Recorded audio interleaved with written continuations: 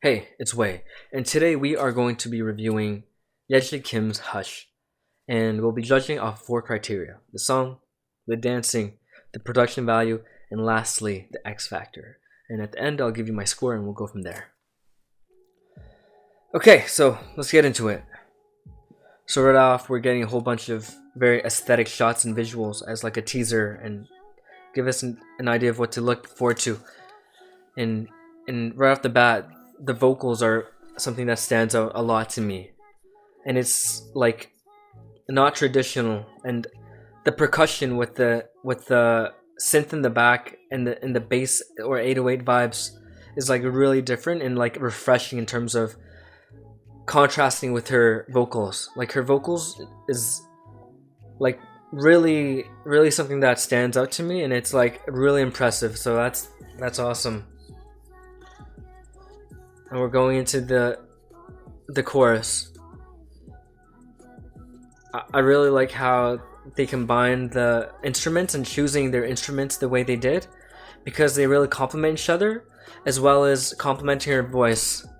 And like it's just what we're seeing in this video is just very unconventional, and it's just really refreshing, and the aesthetic is like really good. And now we're seeing DBO, and he's like really eccentric. He's like the Asian like young thug. I like the melodies that they're playing with right now, and how they're just like being so chill in conversation about it. I also like how they're using the people to walk around to create that set. You know, in the outfits that they have, it's really aesthetic, and it's not like crazy, but it's like very artistic, and it's just very different and like eccentric. We're getting that contrast in color right now, going back to Yeji, and it's like it. I don't know. It's just it makes a lot of sense, and it just works.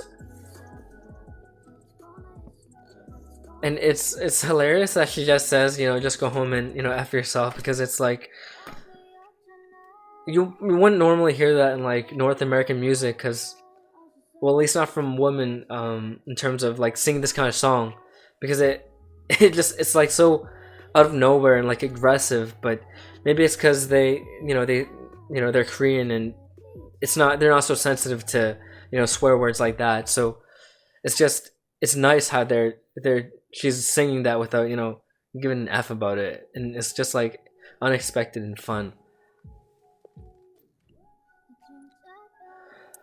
Wow. So that was Yeji Kim's Hush. So let's talk about it. Let's talk about the song first off. First off, I think that the song did a really good job in terms of setting up the mood and the atmosphere, and they had a very good use of the song selection, and in terms of the instruments they used, in terms of like the 808 and that like bassy synth, and using the percussion. And also her voice was so like it was so like particular, and like it's got this like deep like soulfulness within it, and that like elegance, and that it feels like it's like sucking you into like this pudding or this silk, and it's like enveloping you. It's just really well developed voice, and it stands out a lot, and it complemented the music so well, because it was she sings at a pretty high range and octave, so there's that big difference, and there isn't like any kind of like muddying of the vocals and the sonics, because there are different frequencies. But there was this point where they had some bells that were at around her range that complemented her voice, but it didn't overpower it, and it just sat very comfortably inside of it. I liked how they built it up, and then we went into the drop in the chorus, where more percussion came in, and the pace sped up in terms of the beat, and it was just really enjoyable for me to experience that, and to feel that transition. It was just the melody also was really well done. I feel it's just like simple melody, simple song structure, not doing too much, not doing more than what's needed, and giving us something that was like, I feel like this is like the simplest it could have been in terms of what they want to deliver. They want to deliver us like the essence of the song. I think that they really did a good job on that, and as well as having DBO's part, I think it was just like, it's just so out of nowhere, you know, having these artists and what they're bringing, because it's so different, I feel, to regular K-pop, but they still bring that excellence in terms of the vocals, in terms of the vibe, the presentation, in terms of the beat. It was all really well done.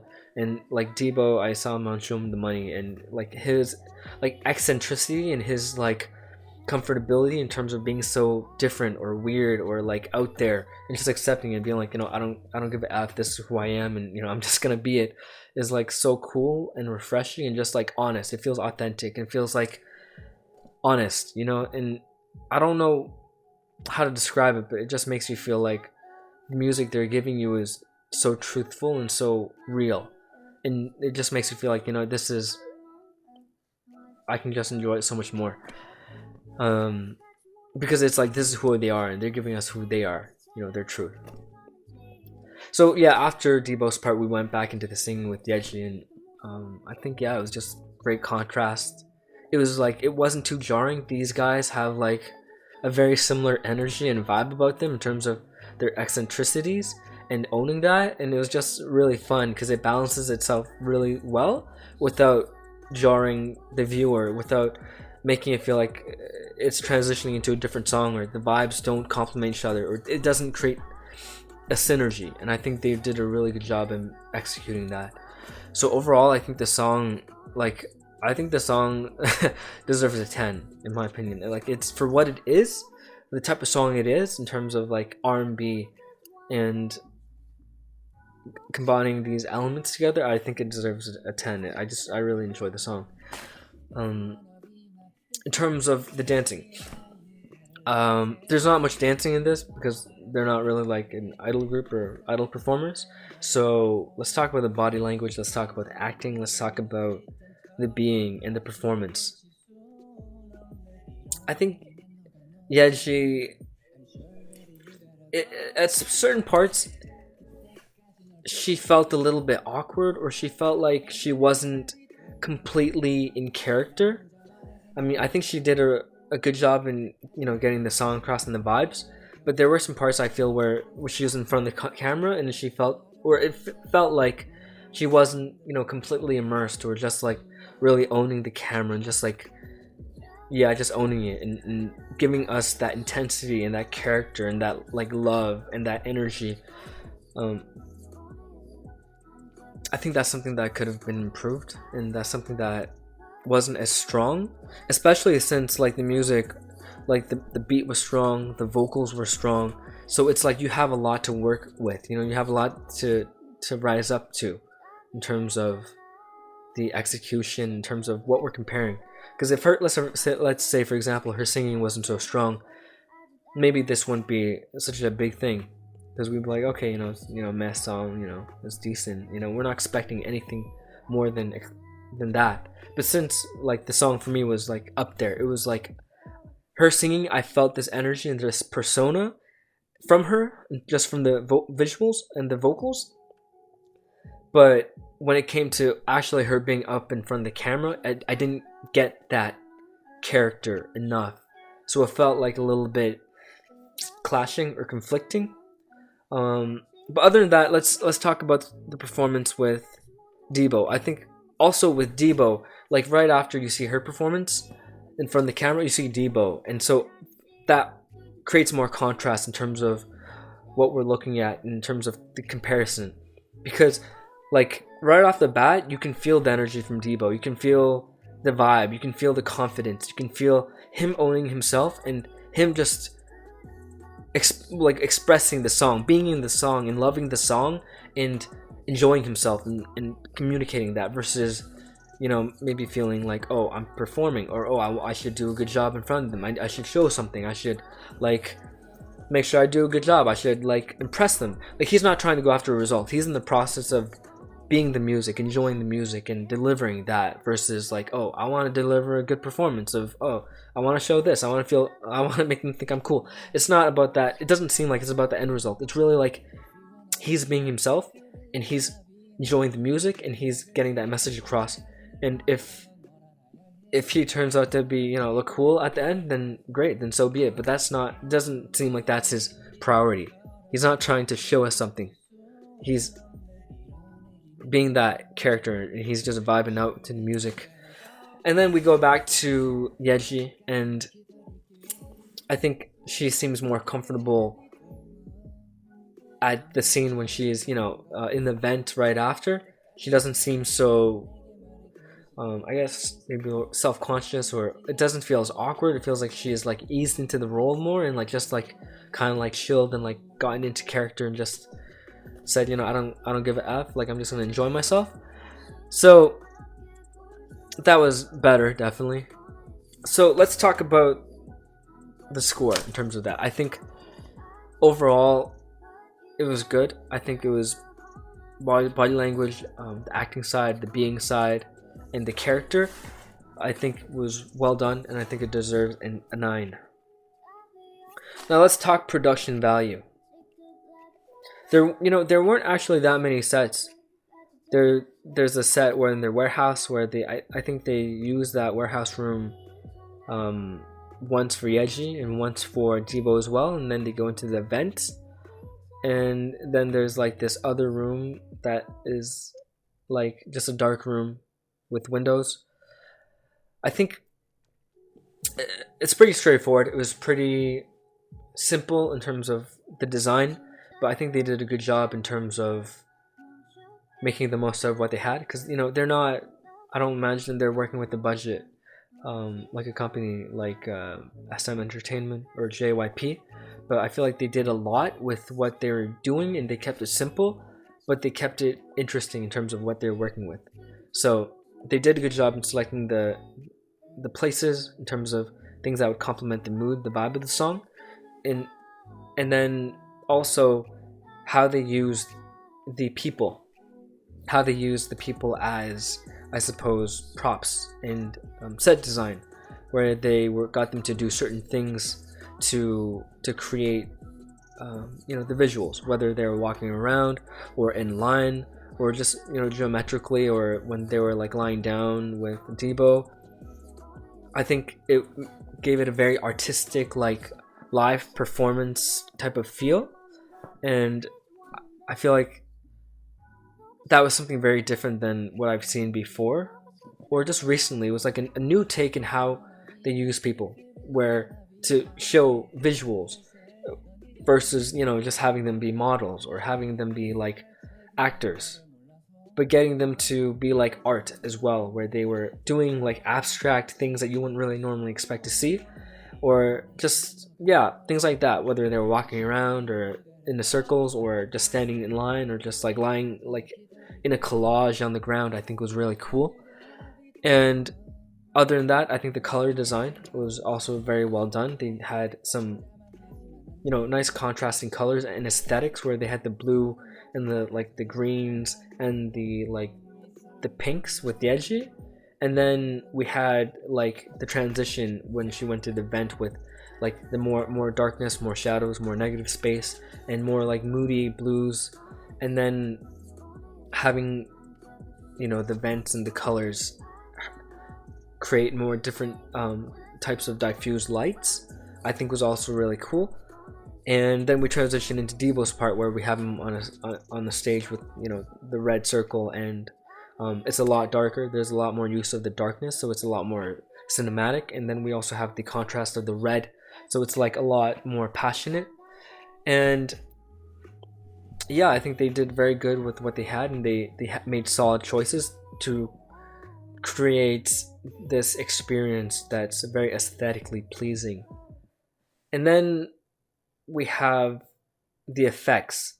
So I think that that's also something that they were able to make use of, which is the graphical effects, which is like the line blurring in the screen, where they were able to get make it look stretched in terms of certain frames. they were able to work with the different like angles in terms of when DBO has his glass, so it's like different in terms of the perspective. And then we have the use of like when Yeji is inside the vent, and it's right after DBO's part, and then the background is like shifting in terms of perspective. I think it's good that they're able to make more use out of these sets and designs without going overboard and doing too much, because I think like it's easy to do too much, and if you do too much, it's like kind of like the idea that, oh well, let's do this and that and give them more that they want to see. But if it's too messy or feels too random or disjointed, it just feels like it wasn't put together thoughtfully. But in this case, I feel like they did a really good job in terms of doing more with what they had, and also not doing too much, doing just enough and getting the essence across and letting it be focused on the music. I think that's what they also did very well, because it supports the mood, and I don't feel like it would have been better to do all these things. And I think it was just a good balance of, hey, let's do the most with what we have, but also let's not do too much. Let's not do more than what we need to do in order to get our message and vibe and story across. I think that was really well done. And they also had some pretty dope costumes in terms of things that complemented the color, complemented the vibe, complemented like the aesthetic, and creating like just like simple aesthetic rules, color theory, blocking, framing the shot, spacing, using negative space, things like that. I think they did really well, and framing things like rule of thirds. Yeah, so I think for production design, I would give it a 10, because it complements the song really well, and I can't see the production being done in a way where it would have benefited the song more than I see now, because it just doesn't feel like they need any more, because they did what they wanted and it got my attention and it kept me hooked. So now lastly, let's talk about the X Factor. And X Factor is that thing that makes you feel like something is different or special, or makes you want to experience it again. And like the combination of all these things, in terms of her voice, in terms of her being so explicit, in terms of the concept of the video, in terms of like the personality of DBO, it's like a recipe for disaster, where not like a bad disaster, but everything came together to make this like wonderful like catastrophe. And it's like it's hard to imagine, I guess, just like if you were to think, if you had this song, what would it look like? You probably wouldn't expect something like this, because it is very aesthetic, but it's also very like minimalistic, and not what you would normally see these days in terms of like K-pop, because there's like normally with K-pop there's like a lot that happens, a lot of different visuals, a lot of different sets, a lot of people dancing, a lot of different colors. But I'm just glad, like, it's just refreshing to see them do something different, but also maintain that quality and that standard. And so I think it deserves a 9 in terms of X Factor, because it just really stood out to me. So we are looking at an overall score of 9.5, and that's why I think it deserves easily. So let me know if you think it deserves more than 9.5 or less than 9.5. You can let me know in the comments below, and I'll make sure to read it. And other than that, I want to thank you again so much for staying tuned and watching till the very end. I appreciate it. And if you haven't, please make sure you subscribe, because it helps a lot with the channel, and it helps YouTube, let them know that they, people like our stuff, and they'll show it to more people, and then we can make more content for you. So thanks again for watching, and we'll see you soon. 나 혼자만의 생각인 거 그때까진 자만하지만 난 내게 말해 겨울이 지나고 꽃이 폈을 때 아름답지 않아서 더 아름다운 날 이 사람들은 말만